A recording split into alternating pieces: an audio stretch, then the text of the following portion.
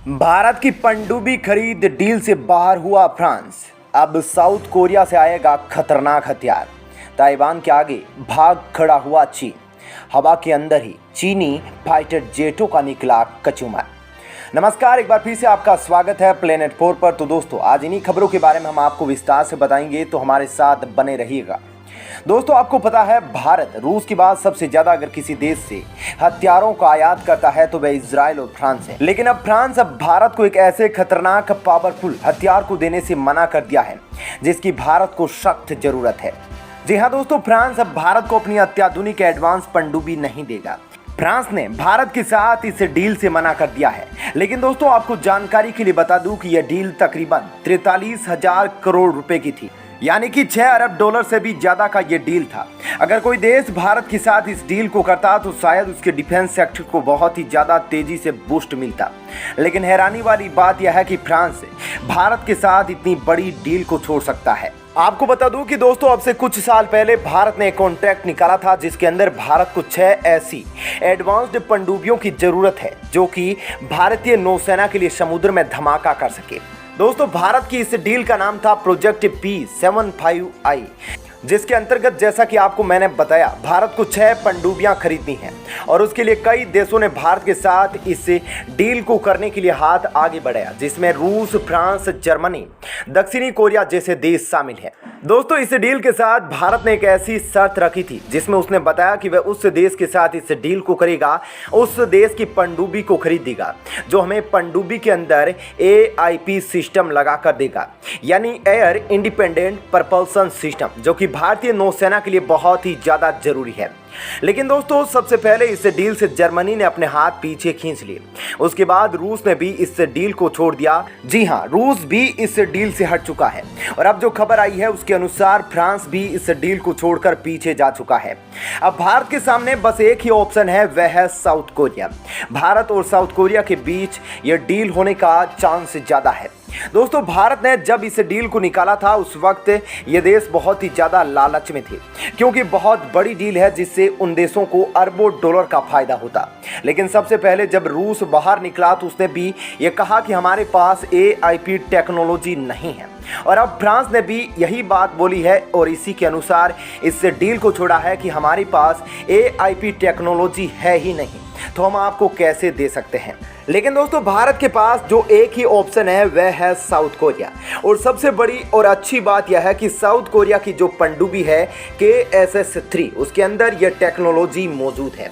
ऐसे में अगर भारतीय सेना अपनी पनडुब्बी को साउथ कोरिया से खरीदती है, ऐसे में अब अगर भारतीय सेना अपनी पनडुब्बी के अंदर इस टेक्नोलॉजी को हर हालत में लेना चाहती है तो उसे एक त्याग करना पड़ेगा, क्योंकि यह जो साउथ कोरिया की पनडुब्बी है KSS-3, इसके अंदर VLS सिस्टम नहीं है, यानी कि वर्टिकल लॉन्चिंग सिस्टम। जैसा कि आप स्क्रीन पर देख पा रहे होंगे कि कैसे पनडुब्बी से एक साथ क्रम बाई क्रम मिसाइलों को लॉन्च किया जा रहा है, वह सिस्टम इसके अंदर नहीं है। अब भारत भी इस चीज को लेकर चर्चा कर रहा होगा, क्योंकि जिन देशों से भारत खरीदना चाहता है उनके पास यह सिस्टम नहीं है, और जिस देश के पास यह सिस्टम है उसके पास VLS सिस्टम नहीं है। तो अब भारत को एक चीज का तो त्याग करना ही पड़ेगा। अब भारत कौन से सिस्टम के साथ इस पनडुब्बी को खरीदता है, इस डील को करता है, यह तो देखने वाली बात होगी। लेकिन दोस्तों, भारत को अब इस डील को फाइनल करना बहुत ही ज्यादा जरूरी हो गया है, क्योंकि हिंद महासागर में चीन लगातार अपने नौसैनिक गतिविधियों को बढ़ा रहा है और अपनी पनडुब्बियों को सीमा पार भेज रहा है, जिसकी वजह से भारत को समय के मुताबिक सख्त दरकार है इन पनडुब्बियों की, जो कि बहुत ही ज्यादा एडवांस होने वाली है और चीन से टक्कर लेने के लिए भी जरूरी है। और साथ ही समय अधिक होने पर इस डील में जो कॉस्ट है वह लगातार बढ़ती जा रही है, जिसकी वजह से भारत को जल्दी से जल्दी इस डील पर फैसला लेना होगा। ऐसे में दोस्तों, आपका क्या कहना है? भारत किस देश के साथ इस डील को फाइनल करता है? अपना विचार इस पर जरूर बताइएगा। वहीं दोस्तों, ये तो थी इस वीडियो की पहली खबर। अब दूसरी खबर की ओर रुख करते हैं, जिसके अंदर चीन को ताइवान ने उसकी औकात दिखा दी है। दोस्तों, चीन हमेशा ताइवान पर, जब से रूस ने यूक्रेन पर धावा बोला है, तब से बहुत ही ज्यादा आक्रामक है। ताइवान को वो मसलना चाहता है, लेकिन ताइवान है कि चीन की गिरफ्त में आ ही नहीं रहा और लगातार ऐसी चोट दे रहा है जिसकी वजह से पूरी दुनिया में चीन की किरकिरी हो रही है। चीन जो बहुत ही ताकतवर खुद को समझ रहा है, उसकी धज्जियां ताइवान ने उड़ा दी। ताइवान ने चीन की इज्जत का फालूदा कुछ ऐसे बनाया कि चीन की वायुसेना उसके सामने भीगी बिल्ली बनकर भाग खड़ी हुई। उसके फाइटर जेट हवा में ही ताइवान के सामने नतमस्तक हो गए। दोस्तों, चीन ने एक बार फिर ताइवान को आंख दिखाने की हिमाकत की है। शनिवार को चीन की People's Liberation Army air force PLAAF के 2 रूसी निर्मित सुखोई फाइटर जेट ताइवान के एयर स्पेस में घुस गए थे। चीन फाइटर जेट के एयर स्पेस में घुसने के बाद ताइवान की सेना भी अलर्ट हो गई और ड्रैगन को जवाब देने के लिए अपने 2 लड़ाकू विमान भेज दिए। इसके साथ साथ ताइवान की सेना ने रेडियो अलर्ट भी जारी कर दिया। ताइवान के लड़ाकू विमान को देख चीन के फाइटर जेट वापस लौट आए। चीनी फाइटर जेट को ट्रैक करने के लिए ताइवान ने अपने वायु रक्षा मिसाइल प्रणालियों की भी तैनाती कर दी है।